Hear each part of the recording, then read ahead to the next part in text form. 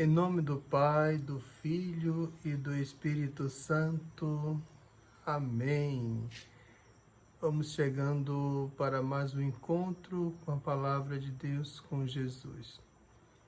O Evangelho de hoje, que nós colocamos aqui na descrição desse vídeo, está em Mateus 21 e 24 a 27, né?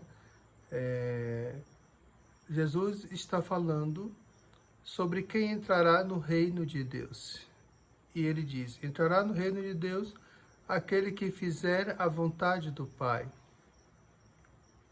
Ora, essa vontade do Pai é o próprio Jesus que ensina para nós o que é essa vontade do Pai. Ele mesmo aos 12 anos, quando a Sagrada Família, José e Maria, procuravam, ele disse que tinha vindo para fazer a vontade do Pai. E ao longo da sua vida pública, Jesus vai anunciar, porque Jesus revela a vontade do Pai. Então ele diz para nós que nós entraremos nos céus fazendo a vontade do Pai. Por quê? É o desejo de Deus que a gente esteja no céu. Então, Jesus veio para nos ensinar esse caminho. Um caminho que é totalmente possível, porque o próprio Cristo nos traz a graça de tornar essa possibilidade uma realidade. Então Jesus nos ensina a fazer a vontade do Pai.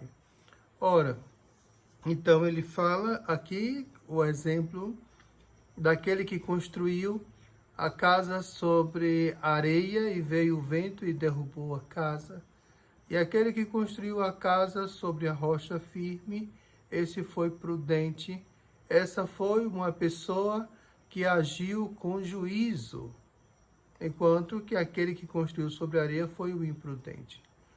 Ora, o imprudente aqui é quem não faz a vontade de Deus. Por quê? Porque não constrói para si a própria casa, e nós vamos chamar de casa aqui a vida. Não constrói a sua própria vida sobre a rocha da palavra. Sim, Jesus anuncia essa vontade de Deus, dizendo qual deve ser o nosso comportamento, qual deve ser a nossa atitude. E quando nós não vivemos de acordo com essa palavra revelada, então nós estamos agindo como pessoas sem juízo, como esse que constrói a sua casa sobre a areia.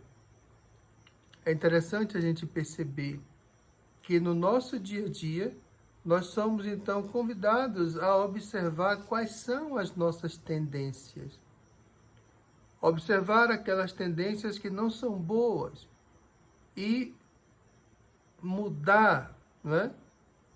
Mudar e reverter para que sejam boas. Embora também exija de nós um cuidado a mais, nos dias de hoje que nós estamos vivendo, nem tudo que tem aparência de bem, de fato, é bom. E a balança, ou a prova dos 9, para que a gente possa entender o que de fato é bom, é analisar o que é que está me levando para Deus, o que é que está me levando para o céu, o que me leva a fazer a vontade de Deus. Pronto, isso é bom. Então, se algo não me leva nesse sentido, eu devo então administrar. Sobretudo, eu não posso me deixar levar por impulsos, né? Impulsos voluntários, aquela coisa assim quase que mecânica, por causa dos vícios errados, costumes errados, de fazer a coisa não de acordo com aquilo que Deus quer para nós. Então, eu preciso ver os laços que me prendem ao mundo, aqui para chamar de mundo o que é errado. E cada um de nós sabe o que está certo e o que está errado. A imagem que eu queria colocar aqui é de um passarinho, para que a gente possa imaginar a situação. De um passarinho que está preso. Ele poderia estar preso com uma corda, um barbante, algo forte. Ele estaria preso. Ele também poderia estar preso com uma linhazinha bem fininha, mas também ele estava preso. Então, de um modo ou de outro, ele estaria preso. Certo, ok. Assim também acontece muitas vezes na nossa vida. Não conseguimos avançar na nossa vida espiritual, porque nós ficamos presos a determinadas situações e não damos conta de que é preciso se livrar daquilo ali para de fato voar na direção do alto, na direção de Deus. Então a nossa vida espiritual, temos esse desejo de fazer a vontade do Pai, de viver como o Pai quer que a gente viva. No entanto, essas tendências ou esses pequenos laços nos prendem e nos impedem ao mesmo tempo de voar. Quando isso acontece, então é preciso fazer uma investigação, uma autoavaliação para entender por que eu não faço a vontade do Pai, por que eu não consigo viver tão bem como eu gostaria de viver a palavra de Deus, esse Deus que eu amo e que eu quero servi-lo. Aí é preciso investigar.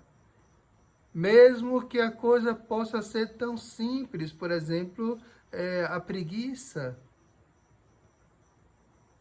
Então, mesmo uma coisa que pode ser tão simples, na verdade, esconde ali por trás uma estrutura forte e que, no fundo, acaba por te derrubar. Então, e aí a gente encontra a resposta, por isso eu não fiz a vontade do Pai. Então, essa minha interioridade, ou essa moral que deveria ser o que me guia, ela pode estar enfraquecida, sim. Pode estar contaminada com outras ideias, que como eu disse agora há pouco, que tem a aparência de serem boas ideias, mas que no fundo não são. Então aí a minha ideia, a minha mente fica tomada por esse tipo de pensamento, sobretudo nos dias de hoje, onde se colocam tantos novos conceitos para tudo, como se todo o restante da história, todo o que passou, estivesse errado, e agora só essas novidades é que está certo. E nós sabemos que na verdade não é assim. Mas onde eu quero chegar? Se o seu conceito, se a sua moral está então manchada, está enfraquecida por causa dessas ideias, então é preciso fazer uma purificação. E eu preciso fazer esse caminho de autopurificação do meu pensamento, para que de fato eu faça a vontade de Deus, sem reservas. E de fato eu alcance aquilo que Deus quer para mim. Essas coisas não acontecem num passe de mágica. É preciso que se faça uma autoavaliação, sim. Nós somos convidados a estar sempre fazendo esse exame de consciência, essa autoavaliação. Não se engane com pecadinhos, não se engane com coisas que parecem não ser importantes, porque psicologicamente, por trás daquela situação, pode ter algo muito mais grave. Então, que Deus nos ilumine para que a gente possa compreender a verdade que está em torno de nós, compreender a vontade de Deus, unir a nossa vontade à vontade de Deus. E o que vai acontecer? Se eu unir a minha vontade à vontade de Deus, a minha vontade deixa de existir, porque a vontade de Deus vai superabundar, vai preencher tudo, e aí a minha vontade não é mais necessária. Mas esse é o caminho. Que Deus nos dê a graça de chegarmos lá e unir a nossa vontade à vontade dEle. Que Deus nos abençoe hoje e sempre. Obrigado por acompanhar. Em nome do Pai, do Filho e do Espírito Santo. Amém.